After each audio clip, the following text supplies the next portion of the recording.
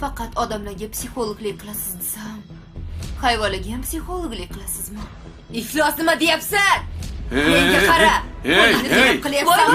O'zingni bos, Komila. YouTube блокирует это видео из-за нарушения авторских прав.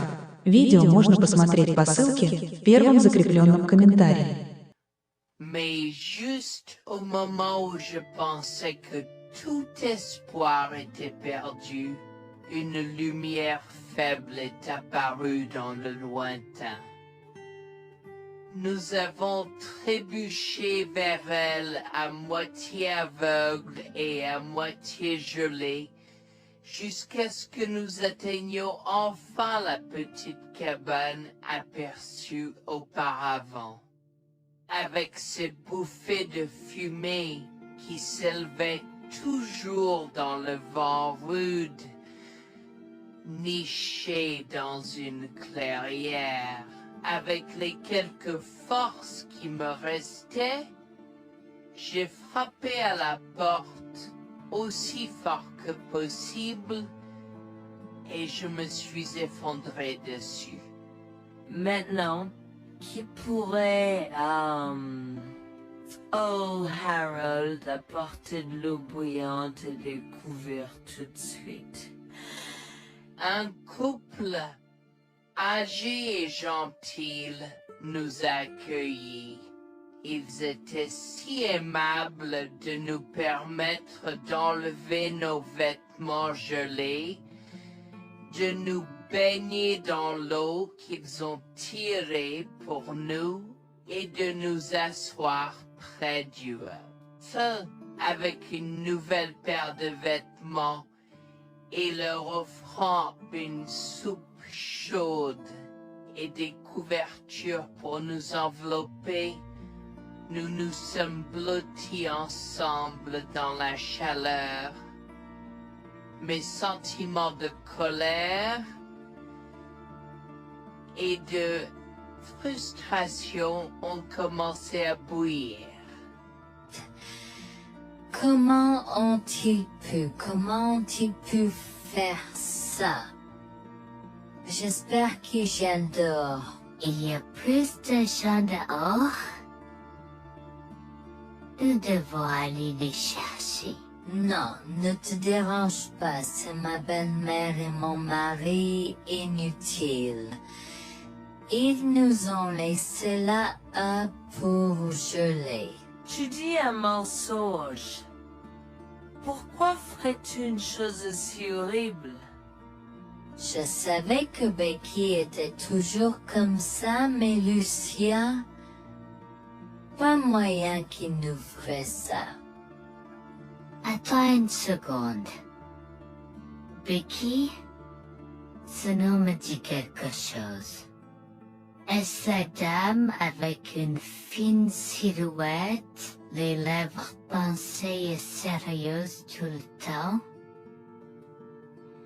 Porte-t-elle des lunettes pourpres et une taupe sur l'aide sa lèvre spéa? La même. Comment la connaissez-vous? Elle a l'habitude de parcourir ces régions, mais c'est bizarre de faire une telle chose pendant cette période où les tempêtes de neige sont abondantes. En fait, je ne l'ai jamais vue dans ces parages pendant cette période de l'année. Maintenant, chérie, s'il te plaît, dis-nous comment tu la connais. Je suis sa belle-fille. Nous sommes venus de Floride parce qu'elle n'avait jamais vu son petit-fils Freddie depuis sa naissance. Je voulais vraiment qu'ils se lient d'amitié et se connaissent, mais Anne semblait désintéressée, même après que nous soyons venus de si loin. Freddy était blotti contre moi, endormi dans mes bras, avec un sourire sur son visage.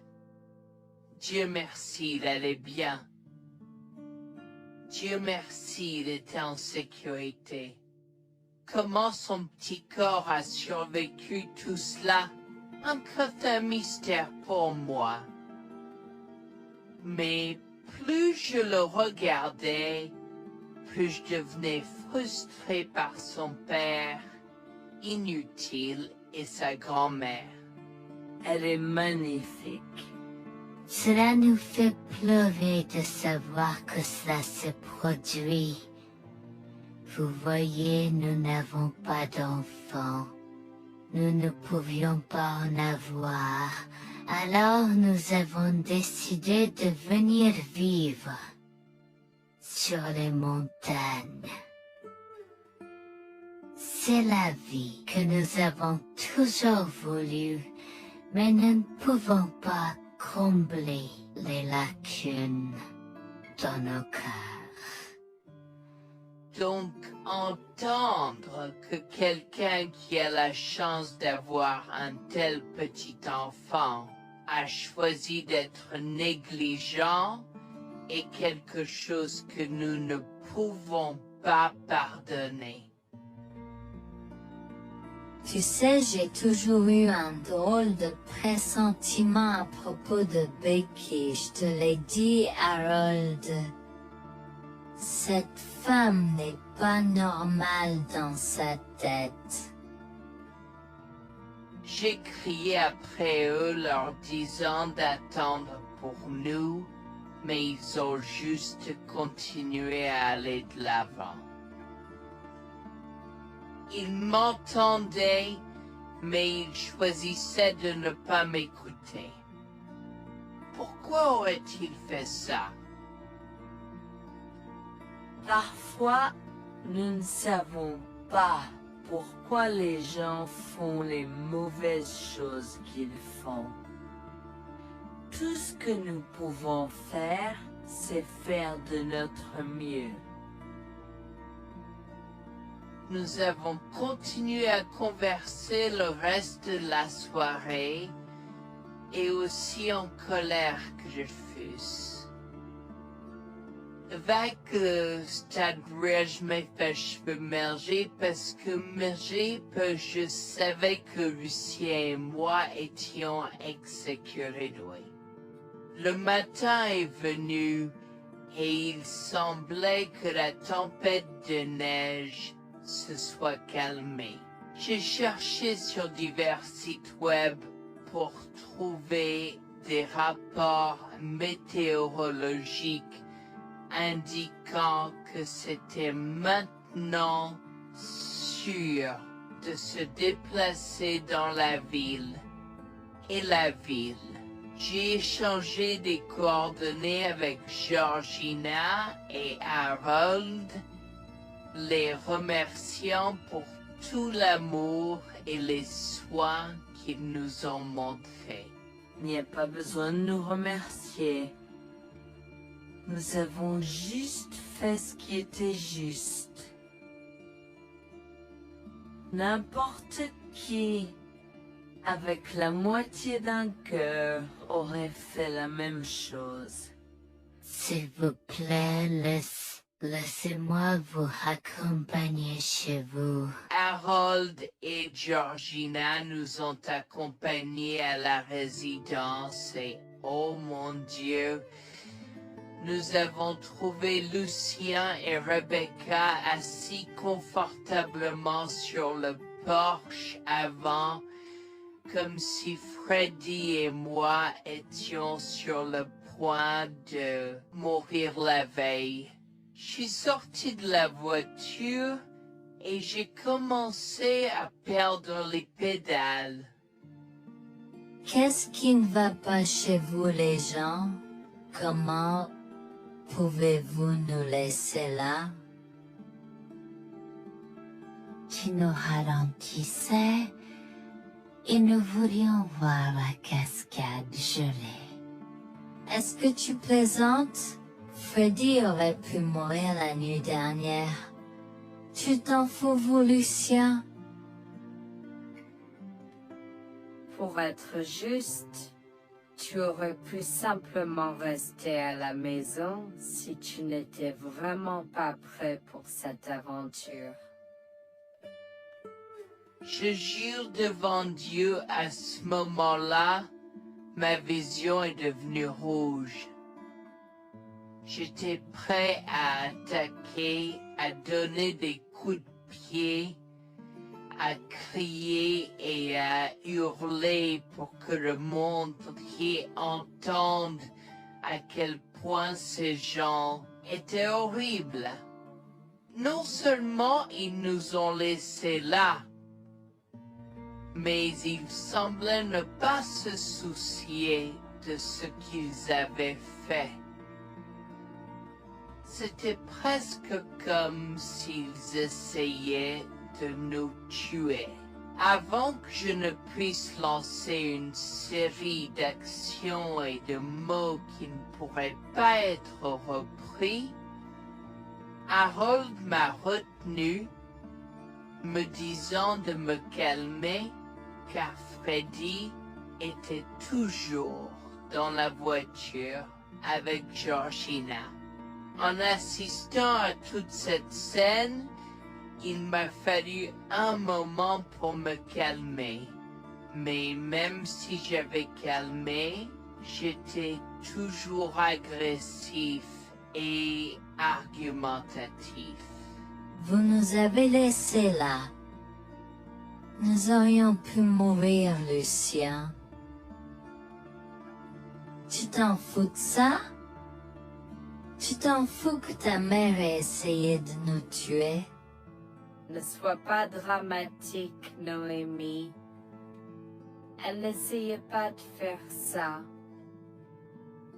Regarde, la raison pour laquelle nous ne sommes pas revenus te chercher est parce que nous savions que tu trouverais de l'aide et un abri. Je veux dire, tu as toi-même indiqué cette cabane, n'est-ce pas? Il semble que tu aies obtenu l'aide dont tu avais besoin. Pas grâce à toi ou à ta mère. Je n'arrive pas à croire ce que j'entends en ce moment. Assez, tout le monde. Ne me donne pas mal à la tête. Comment peux-tu être si froid et sans cœur envers ta femme? J'ai la moitié d'une idée de venir te frapper.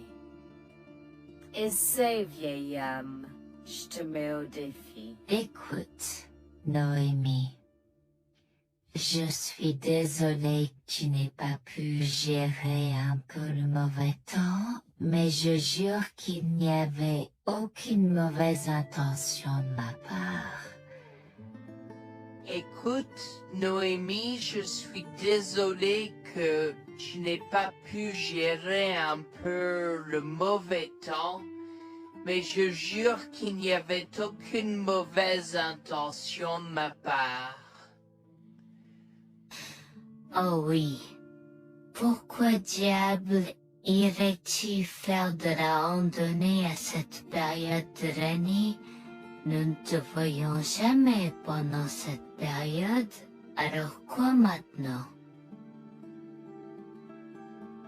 Pourquoi maintenant quand tu as un enfant qui ne voulait que se connecter avec toi?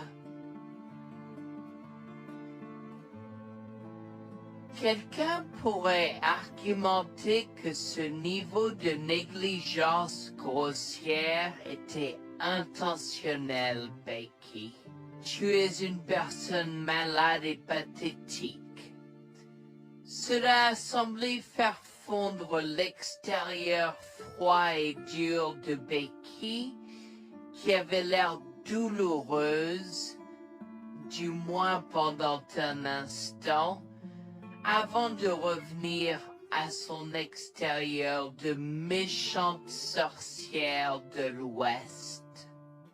Je ne sais pas ce que tu essaies d'insinuer, mais si tu cherches une bataille, je peux t'assurer que tu la perdras.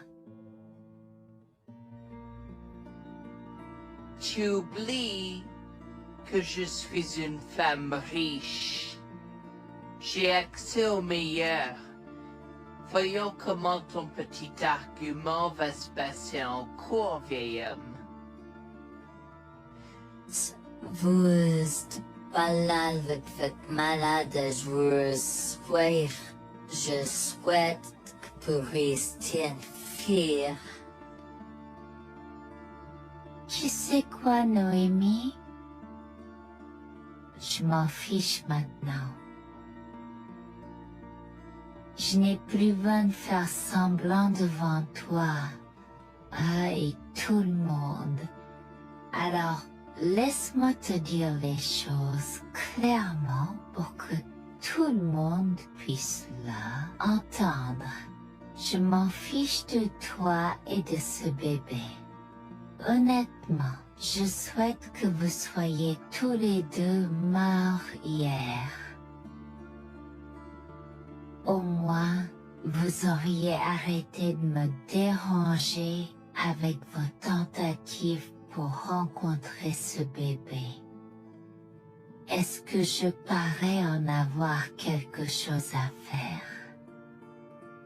J'ai fait mon geste vers elle comme si mon corps avait une volonté propre. Je me suis approché d'elle et l'ai giflée. J'ai continué à la gifler et à donner des coups de pied aussi fort que possible jusqu'à ce que Jack et Harold me déchirent. Tu m'es stoppé. Comment osais-je? Comment osez-vous vous asseoir là et défendre cette sorcière? Elle l'avait mérité. Toi, je vais te poursuivre en justice. Comment oses-tu me mettre les mains dessus? Elle ne voulait évidemment pas cela. Regardez, il semble que les tensions soient élevées en ce moment. Pourquoi ne pas tous prendre une grande respiration?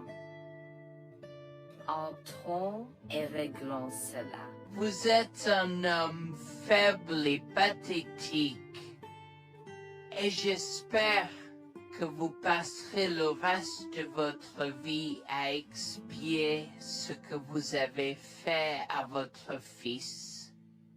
Avant que Jack ne puisse répondre, je lui ai craché au visage avant de rentrer à l'intérieur, de prendre Freddy et ses affaires, et de monter dans la voiture avec Georgina et Freddy. Maman, j'ai peur. Que se passe-t-il? Pourquoi tu combattu, grand-mère? Chérie, je suis vraiment désolée que tu aies dû voir ça. Les choses sont beaucoup plus compliquées ici et je ne veux pas te mentir. Mais je crains que tu ne sois un peu trop jeune pour comprendre. Mais pour l'instant, je suis désolée de devoir te dire que pour l'instant, il semble que grand-mère et papa ne veulent pas de nous ici. Nous ne pouvons pas être ici parce que papa et grand-mère ne sont pas très gentils et je ne veux pas que tu sois autour de personnes qui ne sont pas gentilles. Mais Georgina et Harold sont gentils, n'est-ce pas? Oui, j'aime Georgina et Harold. Harold et Georgina peuvent-ils être mes grands-parents? Oh mon Dieu, mon petit enfant, tu me fais pleurer. Bien sûr, je peux être ta grand-mère. Oh mon Dieu, mon petit enfant, tu me fais pleurer. Bien sûr, je peux être ta grand-mère. Je serai toujours ton ami et je te promets de prendre soin de toi si tu as besoin de moi. Harold a pris la voiture et nous a emmenés à un hôtel où nous avons pu nous reposer et nous remettre de nos émotions, mais malheureusement tout l'événement était un peu trop difficile à gérer. J'y avais très peur pour l'avenir Board of Dieu, tant Freddy que moi, car cela signifiait le divorce. Mais j'avais peur, Bertie, qu'ils obtiennent la garde de Freddy. Décidé de parler au gymnase et c'est propos de la question une fois que Freddy s'était endormi. Que vais-je faire? Je vais aller en prison? Nonsense. Cette sorcière ne portera pas plainte. Et si elle le faisait, elle ne le fera pas. Car nous avons des preuves de sa conspiration pour commettre un meurtre. Comment? Nous sommes toujours préparés, chérie. Nous avons secrètement enregistré toutes les preuves. Maintenant, vous pouvez emporter cet enregistrement avec vous et l'utiliser contre votre mari et belle-mère au tribunal. Vous êtes des anges déguisés. Comment avez-vous fait ça? Quand?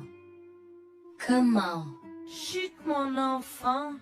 Ne t'inquiète pas de tout ça. Écoute simplement l'enregistrement audio. Nous avons écouté et effectivement toutes les preuves avaient été enregistrées, y compris la partie où j'ai attaqué physiquement sa mère. Maintenant, ils vont me faire pour coups et blessures. Oh mon Dieu, pourquoi je fais ça? Maintenant, Bonjour, je m'appelle Jeanne et j'ai 37 ans. Je rédige ceci parce que l'année dernière a été très difficile pour moi et mon mari Jules. Nous avons beaucoup progressé depuis cet incident et je veux juste partager cette histoire pour aider quiconque pourrait se trouver dans une position similaire. Laissez-moi d'abord vous raconter comment j'ai rencontré mon mari, adorable. Tout a commencé de la manière la plus inattendue, dans un hôpital. Jules et moi nous sommes retrouvés à passer une longue nuit devant la salle d'urgence remplie d'inquiétude et incapables de partir. Jules était là parce que sa sœur avait eu un grave accident de voiture alors que ma mère a souffert d'une crise cardiaque. Dans cet espace partagé d'inquiétude et d'incertitude, nous avons trouvé du réconfort dans la présence de l'autre. Nous avons parlé facilement, découvrant un terrain d'entente et une compréhension réelle. Comme nous avons réalisé que cela prendrait un certain temps avant d'avoir des nouvelles des médecins, nous avons décidé de faire une pause et de prendre un café au café de l'hôpital. Nous ne savions pas que ces rencontres fortuites allaient changer nos vies à jamais. Au fur et à mesure que la nuit se transformait en aube, nous avons échangé des numéros avant de nous séparer à contre-sœur. Pendant que la condition de ma mère se stabilisait et qu'elle commençait sa convalescence, la sœur de Jules faisait face à un voyage plus difficile. L'accident l'avait laissée avec de graves lésions de la moelle épinière et des blessures cérébrales, et elle était paralysée de la taille aux pieds. Jules était dévasté, partagé entre le soulagement qu'elle ait survécu et la tristesse face aux défis qu'elle allait maintenant affronter. Au cours des mois suivants, Jules et moi sommes restés en contact, nous nous soutenons émotionnellement pendant les convalescences de nos proches. Nos conversations ont progressivement changé, nous permettant de partager nos espoirs, nos rêves et nos peurs. Dans l'un de ces échanges sincères, Jules a eu le courage de m'inviter à prendre un café, un rappel significatif de l'endroit où notre connexion avait d'abord fleuri. Notre amour a grandi rapidement, alimenté par la fondation que nous avons construite pendant nos moments les plus sombres. Welfare vers la réalité de l'autre et avons avoir un tale. Cela n'a pas pris longtemps pour que nous réalisions que nous avions trouvé quelque chose de vraiment spécial. Après 2 ans de fréquentation, Jules m'a demandé en mariage. Avec une joie débordante, j'ai dit oui avec enthousiasme. Notre mariage était une petite et intime célébration, honorant l'amour qui est né de nos épreuves partagées. À ce moment-là, la sœur de Jules avait besoin de soins spécialisés, et il, étant le membre de la famille le plus proche, a pris la responsabilité. Cependant, il avait également besoin d'un travail temps plein pour gérer les factures qui s'accumulaient. Inquiète qu'il soit accablé, Jules a travaillé sans relâche pour subvenir aux besoins de sa sœur et de notre avenir ensemble. Un jour, je l'ai assis et l'ai rassuré en lui disant que nous étions une équipe faisant le défi de la vie ensemble. Chérie, j'ai besoin de te parler de quelque chose d'important. S'il te plaît, prends place. De quoi s'agit-il? Tu as l'air sérieuse, tout va bien? D'une certaine manière, non.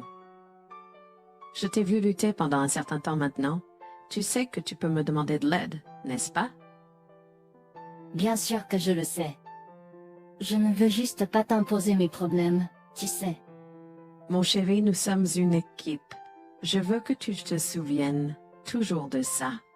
Nous faisons face aux défis de la vie ensemble et il n'y a rien d'individuel dans notre relation, seulement la nôtre. Je veux te soutenir, toi et ta sœur, de toutes les manières possibles. Cela signifie beaucoup pour moi, bébé. Tu as été incroyable tout au long de tout cela. Je ne sais pas ce que je ferais sans toi. C'est exactement pourquoi je voulais en parler. J'ai réfléchi à la prise en charge d'Abby et à l'impact que cela a sur ton travail. Et si nous envisageons de la placer dans une maison de retraite? Et avant que tu ne poses la question, je connais une bonne où ma grand-mère était vraiment heureuse. Elle a même préféré cela à vivre avec ce métier. Je ne sais pas, je veux dire, c'est une décision importante et risquée à prendre. Je comprends, mais réfléchis grec. Cela permettrait de te trouver un meilleur emploi payant pour que nous puissions nous assurer qu'Abby reçoit les soins qu'elle mérite.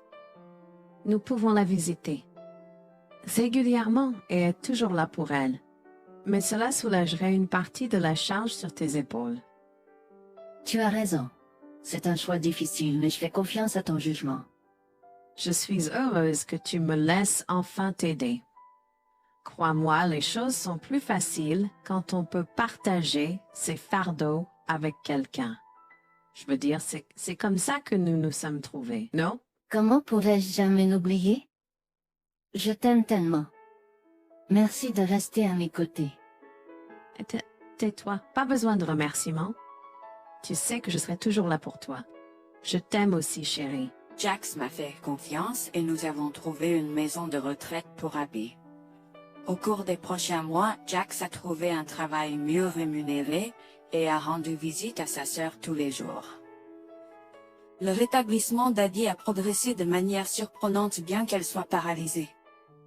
Elle a commencé à se déplacer dans la maison de retraite dans son fauteuil roulant, déterminée à explorer.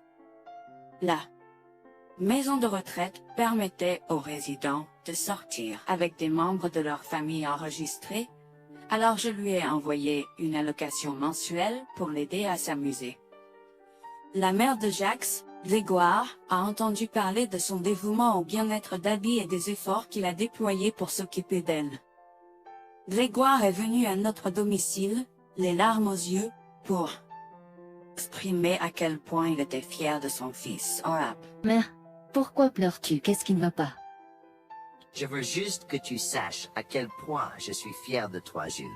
Tu as montré une telle force et compassion en prenant soin d'Abby. Je ne pourrais pas être plus fier d'avoir élevé un fils aussi merveilleux. Eh bien, merci, mère. Je fais juste ce que je peux pour Abby. C'est pas facile, mais je l'aime et je veux m'assurer qu'elle va bien. Tu as fait plus que suffisamment, mon chéri. Je ne veux pas que tu portes ce fardeau seul. Je veux prendre le relais et rendre visite à Abby plus fréquemment. Tu dois te concentrer sur ton travail et ta propre vie. Abby sera bien prise en charge. Fais-moi confiance. Eh bien, ce n'est pas comme si je l'avais fait seul. Jeanne a été à mes côtés, me soutenant à chaque étape du chemin. Nous sommes une équipe et nous sommes tous les deux engagés dans le bien-être d'Abby. Oh, je sais que Jeanne a été là, mais tu as fait tellement, Jules. Il est temps que tu priorises ta propre vie et ta carrière. Abby sera entre de bonnes mains. Fais-moi confiance. D'accord, mère, si tu es sûre de toi, alors j'accepterai. Mais je veux que tu saches que c'est un plaisir de prendre soin d'Abby et que je serai toujours là pour elle, quoi qu'il arrive. Je t'apprécie, Jules, mais il est temps pour toi et Jeanne de vous concentrer sur vos futurs. Fais-moi confiance, ce sera pour le mieux. D'accord, mère, si tu crois que c'est la bonne chose à faire, alors j'irai avec. Promets juste de bien t'occuper d'Abby. Je te le promets, maman, tu peux compter sur moi. Maintenant, m'en va et concentre-toi sur ton travail. Laisse-moi m'occuper de la garde d'Abby. J'ai trouvé l'intérêt subi de Grégoire pour Abby un peu étrange, mais je me suis tue car je savais que ce moment était important pour Jules. L'année suivante, Jules s'est concentré sur son travail et obtenu une augmentation. J'ai également obtenu une augmentation, ce qui nous a permis d'augmenter l'allocation mensuelle de Bal d'Abby. Grégoire a tenu sa promesse, mais il y avait un piège. Il a toujours insisté pour que nous restions occupés par le travail et nous a rappelé à quel point Abby était heureuse avec plus d'argent. Il nous a grondé si nous voulions la visiter et a prétendu qu'il savait ce qui était le mieux pour elle. Grégoire nous a fait appeler avant de rendre visite à Abby, donc il a contrôlé notre accès à elle. En conséquence, nous l'avons vue de moins en moins, mais nous avons continué à lui envoyer l'allocation chaque mois. Je me sentais mal à l'aise par la situation. L'attitude possessive et le comportement contrôlant soudain de Grégoire m'inquiétaient. Il semblait toujours avoir des excuses lorsque Jules avait besoin d'aide avec Abby dans le passé. Cependant, je n'ai rien dit car je savais à quel point Abby était importante pour Jules. Malgré les défis, Jules et moi sommes restés engagés à soutenir Abby. Nous avons tenu notre promesse de fournir une assistance financière, même si nous ne pouvions pas être avec elle autant. Nous avons cru qu'Abby méritait les meilleurs soins. Même si nous ne pouvions pas être avec elle autant, nous avons cru qu'Abby méritait les meilleurs soins et le bonheur, et nous voulions qu'elle ait les moyens de profiter de la vie à fond. Un jour, Jules était un peu trop submergé par le manque d'Abby. Nous nous étions tous les deux beaucoup impliqués dans le travail et n'avions pas eu le temps de lui rendre visite. Nous avons décidé de lui rendre visite sur un coup de tête. Nous ne l'avons pas dit à Grégoire car nous ne voulions pas entendre ses remontrances ou ses réprimandes. Avant d'arriver à la maison de retraite, Jules et moi nous sommes arrêtés au supermarché pour acheter à Abby toutes ses collations préférées. Nous étions tous les deux très excités de la voir et de passer du temps de qualité avec elle. J'ai même apporté ma Nintendo Switch pour qu'elle puisse y jouer. Nous sommes entrés et avons immédiatement commencé à chercher Abby, mais nous ne pouvions pas la voir nulle part. Je pensais qu'elle était probablement partie pour un rendez-vous chez le médecin ou qu'elle était probablement dans le jardin. Nous avons trouvé l'infirmière d'Abby, Mme Smith. Elle nous a regardés avec confusion. « Excusez-moi, pourriez-vous nous dire où est Abby? Nous la cherchons. » Charlie, ne savez-vous pas ce qui s'est passé? Non, nous n'en savons rien. S'il vous plaît, dites-le nous. Que s'est-il passé? Est-ce que Abby va bien? J'ai essayé de contacter Grégoire car il a insisté pour être le point de contact pour toutes les informations concernant Abby, mais il n'a jamais répondu à mes appels. S'il vous plaît, dites-nous simplement ce qui s'est passé. Est-ce que Abby va bien? Je suis vraiment désolée de vous apprendre cette nouvelle. Alors que nous administrions un nouveau médicament à Abby, son corps a eu une réaction sévère. Elle est tombée en état de choc, malgré nos efforts et d'aide. Quoi? Quand cela s'est-il produit? Cela s'est produit il y a 2 mois. 2 mois? Comment cela est-il possible? Pourquoi n'avons-nous pas été informés? Je m'excuse pour cette omission. Nous essayons de joindre Grégoire comme il l'avait demandé, mais il semble qu'il n'a jamais reçu nos appels. C'est incroyable. Nous aurions dû être au courant. Nous aurions dû appeler Abby. Merci de nous l'avoir dit, Mademoiselle Smith. Nous aurons besoin de temps pour traiter cela. Pouvez-vous nous laisser un peu d'intimité? Bien sûr, prenez tout le temps dont vous avez besoin. Je serai là si vous avez des questions ou si vous avez besoin d'aide. Je suis vraiment désolée pour votre perte. Je pouvais sentir le monde de Jules s'effondrer et le mien aussi. Bien que Abby ne soit pas ma propre sœur, je la traitais comme telle. Je m'efforçais de la connaître. Au fil du temps, je suis absolument tombée amoureuse d'elle. Nous étions comme des sœurs. Abby a été si pleine de vie malgré sa situation.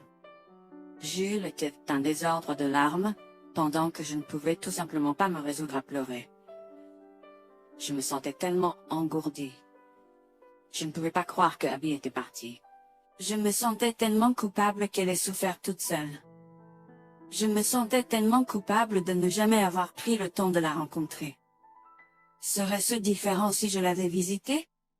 Je savais que Jules se sentait de la même manière que moi. Je savais que nous ne pouvions pas continuer à rester là et à pleurer.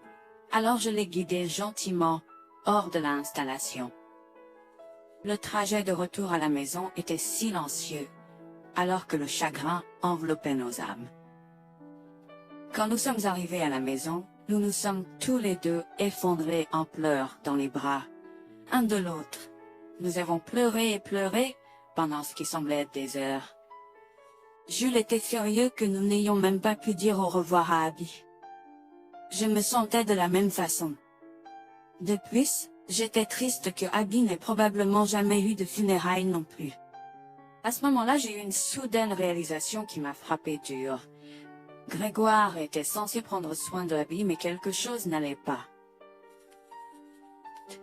J'ai demandé à Jules s'il avait entendu quoi que ce soit de sa mère, mais il n'avait rien entendu. Alors que nous rassemblions les pièces, la colère bouillonnait en nous. Nous avons réalisé à quel point Grégoire nous avait manipulés avec soin, nous volant notre connexion à Abby et profitant de notre gentillesse. Le fait qu'elle ait probablement pris toute l'allocation d'Abby pour elle-même, la laissant sans rien, a encore plus attisé notre colère. Jules était prêt à confronter sa mère, mais j'ai réussi à réfléchir plus clairement. Chérie, je sais que tu es furieux et veux confronter ta mère, mais réfléchis en grec. Je ne veux pas y réfléchir.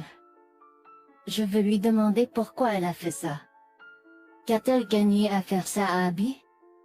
Moi aussi, je veux savoir la même chose, mais tu sais qu'elle niera tout ce que nous disons ou trouvera un moyen de nous blâmer pour tout. Regarde, le jour où nous donnons habituellement l'allocation d'Abby approche bientôt. Que se passera-t-il si Grégoire se présente à notre porte en réclamant l'argent? Tu penses qu'elle oserait se montrer ici après tout ce qu'elle a fait? C'est possible, chérie.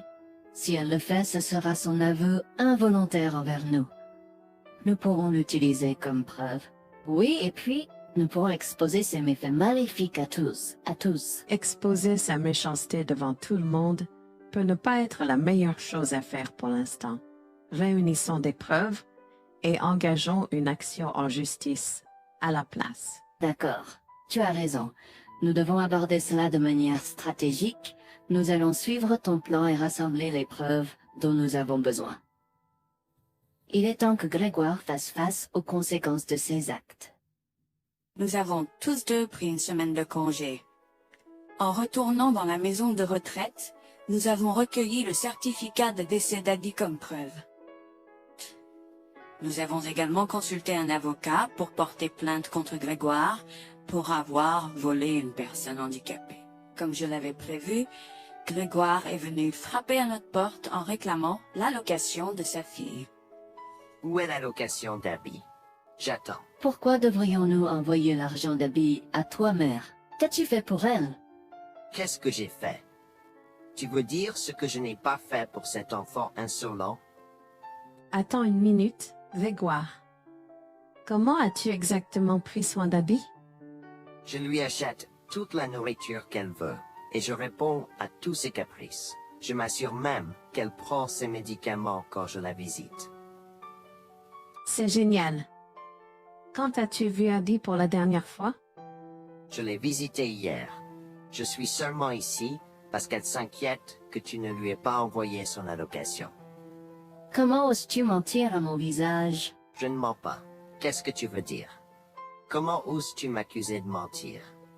Tu es aussi ingrat qu'Abby. Sans hésiter, je tends à Grégoire le certificat de décès d'Abby, ma dégoût visible dans mes yeux, alors qu'elle le regarde avec stupeur. Grégoire a vacillé, tentant de s'excuser. Quoi? Non, ce n'est pas vrai. Ma petite fille. Je suis désolé, Jules. Je suis désolé. Enregistre tes excuses, mère. Tu n'as fait que l'insulter depuis que tu es arrivée. Tu es dégoûtante. Nous avons déjà engagé des poursuites judiciaires contre toi pour tes crimes. Nous avons des preuves de ta négligence. À bien, tribunal. S'il te plaît, Jules, ne fais pas ça. Je souffre autant que toi. S'il te plaît. Arrête. Quitte notre maison et ne nous adresse plus jamais la parole. Nous ne voulons plus rien avoir à faire avec toi. S'il te plaît, ne me conduis pas en justice. Je suis désolé. Il est trop tard pour les excuses. Tu as fait tes choix et tu devras maintenant assumer les conséquences de tes actes. Petit à petit, Jules et moi avons pris des précautions et enregistré notre conversation avec Grégoire. Cette preuve supplémentaire a joué en notre faveur et la Cour a statué que Grégoire devait nous rembourser, y compris les taux d'intérêt similaires à ceux pratiqués par les banques. Elle devra nous verser des mensualités pendant les prochaines années. Jules est allé plus loin et a partagé l'enregistrement avec le reste de sa famille élargie. Par conséquent, Grégoire a fait face à l'exclusion de sa propre famille. Jules et moi avons pleuré ensemble pendant longtemps. La douleur était profonde, mais lentement, nous avons commencé à guérir. Nous avons pris une décision ferme de couper tout contact avec Grégoire. Le seul rappel de son existence était les paiements mensuels. La décision ferme de couper tout contact avec Grégoire. Le seul rappel de son existence était les paiements mensuels qu'il faisait pour nous rembourser. Nous nous sommes concentrés sur notre guérison et sur la reconstruction de nos vies. Au final, la